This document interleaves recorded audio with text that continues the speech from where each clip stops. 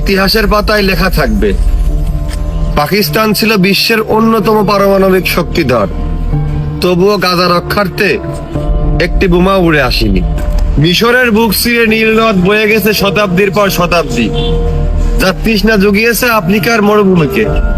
অথচ পাশেই গাজার শিশুরা তৃষ্ণায় পানি পানি করতে করতে মারা গিয়েছে। সৌদি আরব, আরব আমিরাত, তা ছিল তেলের সাগরে ভাসতে থাকা বিলাসী সাম্রাজ্য। কিন্তু গাজায় তাদের অ্যাম্বুলেন্সগুলো পেট্রোলের অভাবে, অক্টেনের অভাবে নিরুপায় হয়ে রাস্তায় বন্ধ হয়ে দাঁড়িয়েছিল। আশা প্রত্যাশার সব থেকে বেশি চোখ হয়তো তাকিয়েছিল তুরস্কের দিকে।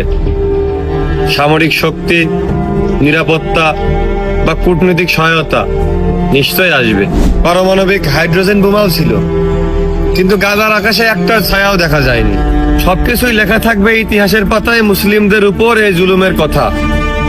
তবে সব থেকে বেশি করুণ ভাবে লেখা থাকবে মুসলমান হয়ে যারা মুসলমানদের কষ্টে শুধু ফেসবুকে ইমোশনাল ব্যাকগ্রাউন্ড মিউজিকের ভিডিও আর স্যাড রিয়াক্টই দিয়েছে। এই নীরবতা ছিল মৃত্যুর পরে একটা মানুষ ঠিক যেরকম নীরব হয়ে যায়, সেরকমই ইতিহাস কথা বলবে ভবিষ্যতে।